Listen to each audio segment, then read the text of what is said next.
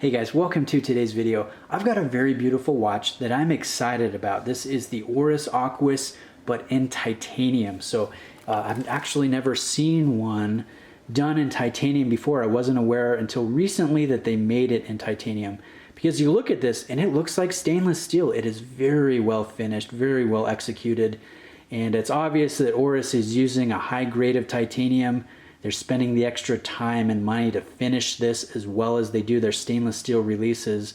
And I think overall it's just a versatile, beautiful, simple watch that would go in almost any situation. And with, with its color combination, I think it would be very hard not to wear in almost any situation too. So got the beautiful anthracite gray dial, black polished ceramic bezel insert. Again, very lightweight, so it's going to be comfortable, and it's kind of disappear on wrist. My wrists are 7.25 inches in circumference, and it's got just that sweet spot when it comes to size and light play. So it's got amazing wrist presence, and I never get tired visually of looking down at my wrist and seeing the details and the facets and the polishing and the brushing and the light play. And I might add an original design. This is a contemporary design that really is not drawing inspiration from a Rolex Submariner or an Omega Seamaster or whatnot. This is very much its own thing, and I can respect that as a watch fan. You know, some guys aren't into the retro-inspired watches. I'm wearing a Rado Captain Cook today. I also have an Oris Diver 65 in Bico that I own that it looks really great next to the Aquis. Some guys aren't into the more vintage watches, and they want something that's modern and that it's original. And this Aquis from Oris hits those boxes. It really ticks a lot, I think, from a value and from an execution standpoint. That it's very clean. It's very well done. You guys can see crispness here to the dial. And I might add, the tone of the gray kind of takes in a little bit of the light that it's in. So if you're in a warm light situation, you see more warm tones. If you're in a cool light situation, you see more of the blue. And so it's dynamic in more ways than one, just when it comes to the linear grain of the sun ray and how you can see dark and light tones. It also changes hue to a small degree. So I think that's beautiful. As you guys can see from these macro shots, I had a little bit more warm light, and so you'll see a little bit more warm accents here. And I think that's beautiful. I always like seeing small details like that in a timepiece. Now let's zoom out and let me show you the bezel action. The bezel action is actually really nice.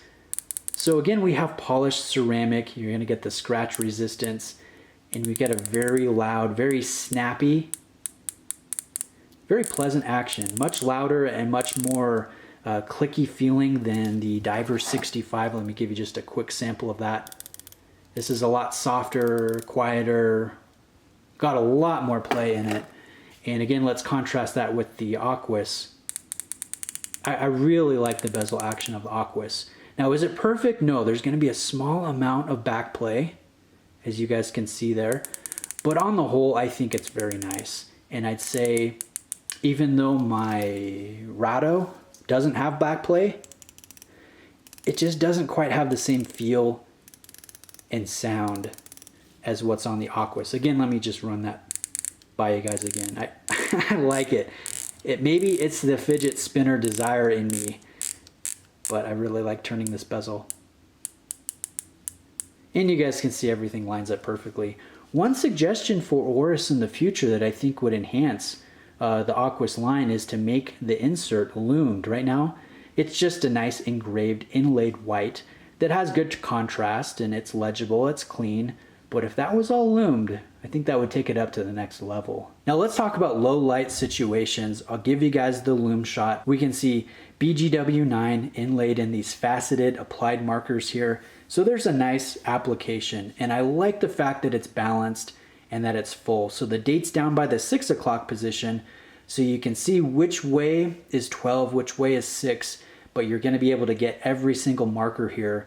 And the length of the handset, I think, is appropriate for the dial size, so it ends up just looking very balanced in low light and easy to read at a glance. Now let's zoom back out and talk about any areas for improvement or negative elements. I think there's only one thing that's kind of holding this back from me saying this is the clear-cut, hands-down best watch you can buy at that $2,000 or a little bit over $2,000 price point. And that is going to be your movement. So let's open up this bracelet here. And again, everything on the bracelet is titanium as well and very well finished.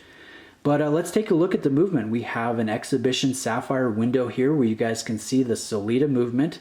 It is Sellita's version of the 2824, so it is called an SW200. And as you guys can see, it's a very basic grade when it comes to the finishing and the adjustments. So Oris's manual here will say that it has a roughly 25-second area for acceptable daily deviation. I'd love for that to be fine-tuned a bit.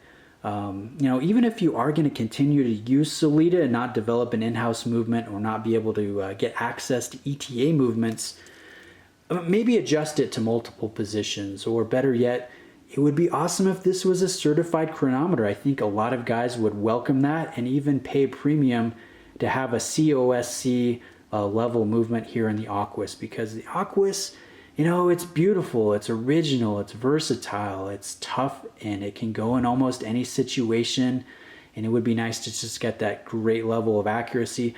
Right here, I mean, this movement's running about plus 6 seconds per day, which is well within the realms, and I think very good for a Sellita, but it's going to be kind of luck of the draw. You could get something that's dead on accurate, or you could get something, you know, that's 10 or 11 seconds off per day, and that's totally acceptable by Oris's standards. So really, I'm going to complain about that one thing until Oris gives us more regulation or more positional adjustment, or they do a more accurate in-house movement or something like that. I've heard rumors, and maybe I shouldn't be spreading this, but I've heard rumors that they're working on a three-hand in-house automatic movement, and that would just be wonderful if that turns out to be the case. So guys, I'm really high on the titanium Aquis. I didn't think I would be. I'm more drawn toward those bold Aquis releases like the Great Barrier Reef 3 or the Clean Ocean or the green Sunray version.